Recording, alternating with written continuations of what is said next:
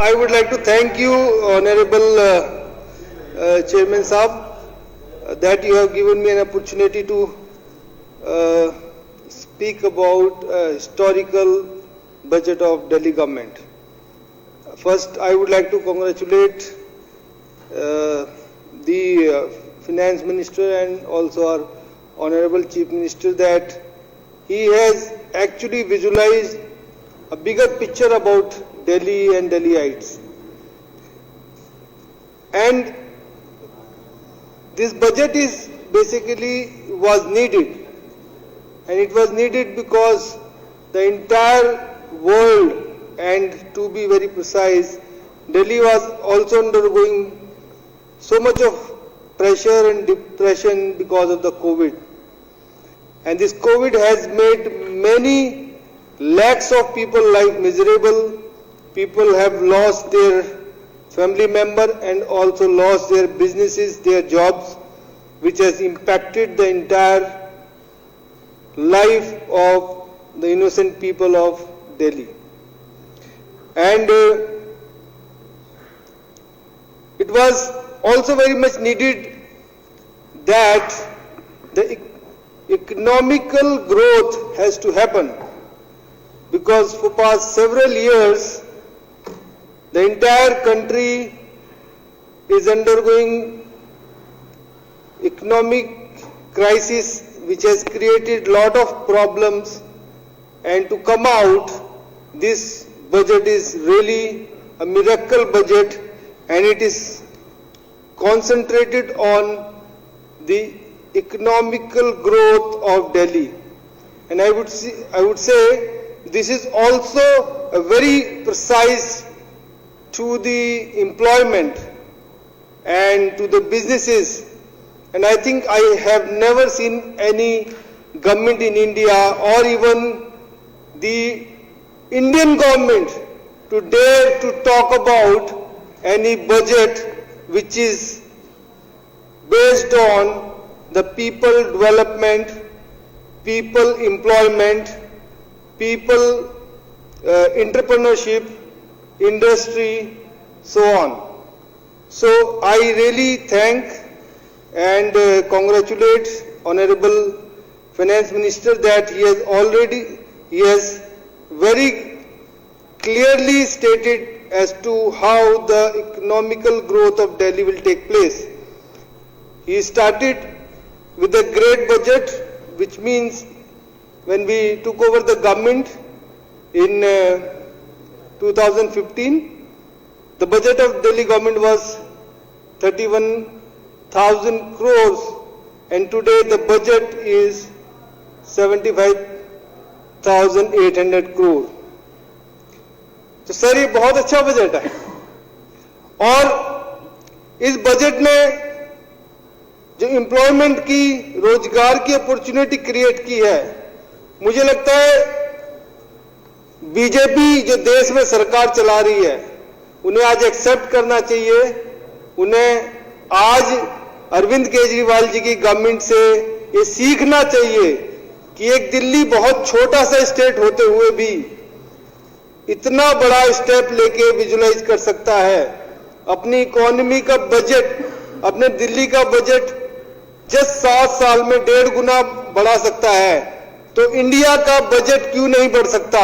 India की economy क्यों नहीं बूस्ट कर सकती? इंडिया के अंदर रोजगार क्यों नहीं पैदा हो सकते? इंडिया के अंदर जो फैब्रिकेशन, जो इलेक्ट्रॉनिक्स हब लगने थे वो क्यों नहीं लगे? अहमदाबाद के अंदर जो इलेक्ट्रॉनिक्स फैब्रिकेशन AMD और इंटेल ने प्रपोज की थी वो क्यों नहीं लगी? हैदराबाद के अंदर जो मैन्युफैक्चरिंग यूनिट्स और मैन्युफैक्चरिंग पॉलिसी बनी थी वो क्यों इंप्लीमेंट नहीं हुई? ऐसी क्या वजह थी? अध्यक्ष जी, मैं आपको जरूर इस बारे में बताना चाहता हूं कि इस देश की सरकारों ने जो बड़ी बड़ी कंपनियां इस देश में fabrication, chip manufacturing, electronic manufacturing लगा रही थी, तो उनसे बहुत बड़ी बड़ी मात्रा में रिश्वत मांगी और बहुत बड़ी बड़ी कंपनियां इसको छोड़ के इस कंट्री को चली गई, और जिससे नुकसान ये हुआ कि आज हमारे देश का युवा रोजगार के लिए भटकता रहा, और उस रोजगार के भटकने से जब रोजगार की बात हुई तो इन्होंने कहा कि आप पकौड़ा तल लो। एक इंजीनियर पूरे जीवन में इंजीनियरिंग सीख के आया है, तो उन्होंने कहा आप पकौड़ा तलने की इंजीनियरिंग करो, इस पकौड़े में आप आइसक्रीम डाल देना, इस पकौड़े में आप चॉकलेट डाल देना और इस देश को पकौड़ा बना के खिलाओ। तो ये बीजेपी की बहुत बड़ी दूरदृष्टिता है, जिससे कि ये लोगों को पकौड़ा बनाने की इंजीनियरिंग सिखा रहे हैं। और एक तरफ माननीय मुख्यमंत्री अरविंद केजरीवाल जी की सोच देखिए कि वो एक पूरे बजट को रोजगार बजट के रूप में पेश कर रहे हैं, जहां पर 20 लाख नौकरियां अगले 5 साल में जनरेट होंगी। और उसका पूरा चिट्ठा माननीय फाइनेंस मिनिस्टर ने हमको बताया, जिसमें उन्होंने कहा ये नौकरियां रिटेल सेक्टर में होगी, फूड एंड बेवरेजेस में होगी, ये नौकरियां होंगी सप्लाई चेन में, ये लॉजिस्टिक में होंगी, ये ट्रेवल एंड टूरिज्म में होगी, कंस्ट्रक्शन में होगी, रिटेल सेक्टर में होगी, ग्रीन एनर्जी में होगी। और ये नौकरियां रात को भी अगर कोई अपना काम करना चाहे, रात को 8 बजे से 2 बजे तक, तो वहां पर भी एक स्पेशल फूड जंक्शन के नाम से, ट्रक सेवाओं के नाम से इसे चलाया जा सकता है। इसके साथ साथ जब रिटेल में नौकरियां निकलेंगी और उन नौकरियों को देने के लिए एक बहुत बड़ा प्रोजेक्ट बनाया गया, एक पोर्टल जिसका नाम रोजगार पोर्टल 2.0 बनाया जा रहा है, जिसमें सभी नौकरियों को दिखाया जाएगा। कोई भी कहीं से अप्लाई कर सकता है, उसको ले सकता है और ये सबके लिए अवेलेबल रहेगा, जिससे दिल्ली के अंदर लोगों को सुविधा भी होगी और दिल्ली सरकार को ये डेटा भी उपलब्ध होगा कि किस किस सेक्टर में कितनी नौकरियां उपलब्ध है, कितनी सप्लाई है और कितनी डिमांड है। उसके साथ साथ दिल्ली एक बहुत बड़ा कमर्शियल हब के नाम से जाना जाता है। यहां पर गांधीनगर जैसे क्षेत्र को, जिसे दिल्ली का नहीं पूरे नॉर्थ इंडिया का वस्त्र व्यापार केंद्र माना जाता है, उसका विकास किया जा रहा है। उसके लिए स्पेशल पैसा रखा गया है इस बजट में। और जो नॉन कन्फर्मिंग औद्योगिक एरिया है, उनका पुनर्निर्माण किया जा रहा है, जिससे कि वहां पर इंडस्ट्री आए और अपना काम चला सके। और नई इलेक्ट्रॉनिक सिटी की पॉलिसी की स्थापना के लिए 90 एकड़ का एक बहुत बड़ा लैंड अलग से रख लिया गया है, जहां पर इस पूरी इंडस्ट्री को लगाया जाएगा। इसे प्लग एंड प्ले यानी कि उसको बनाकर पूरी इंडस्ट्री को चलाया जाएगा। ये अपने आप में एक बहुत यूनिक आइडिया है, जो सिर्फ माननीय मुख्यमंत्री की सरकार अरविंद केजरीवाल जी की सरकार में ही किया जा सकता है। तो ये पूरा बजट, जिसमें इंडस्ट्री है, जिसमें फिल्म इंडस्ट्री है, जिसमें उद्योग है, जिसमें रोजगार की सारी अपॉर्चुनिटी है, जिसमें ऑनलाइन ऑफलाइन सारी अपॉर्चुनिटी है, उन सब अपॉर्चुनिटीज को इंक्लूड किया गया है। और ये स्मार्ट दिल्ली की स्मार्ट पॉलिसीज के साथ इसमें स्टार्टअप्स को भी जगह दी गई है। इसमें माननीय उप मुख्यमंत्री साहब ने 50 करोड़ का बजट तय किया गया है। जो भी लोग स्टार्टअप अपना रोजगार बनाना चाहते हैं, उनके लिए एक पूरा इंफ्रास्ट्रक्चर क्रिएट किया जाएगा।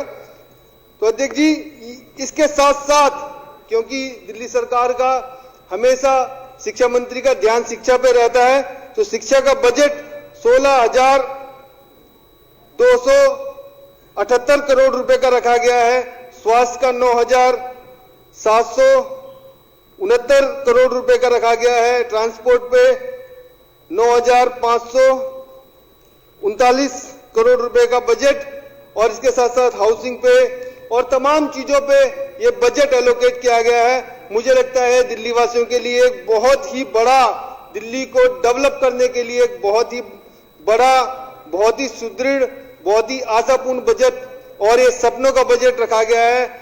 और इस बजट के लिए मैं माननीय फाइनेंस मिनिस्टर को बहुत बहुत धन्यवाद देना चाहता हूं, उनकी दूरदृष्टता को धन्यवाद देना चाहता हूं।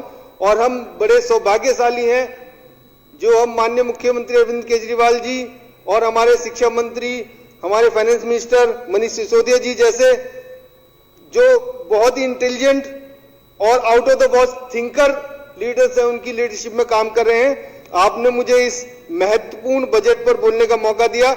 मैं इस बजट के लिए बहुत बहुत धन्यवाद देना चाहता हूं और इसके समर्थन में हूं। धन्यवाद। जय हिंद, जय भीम। जय महाराज।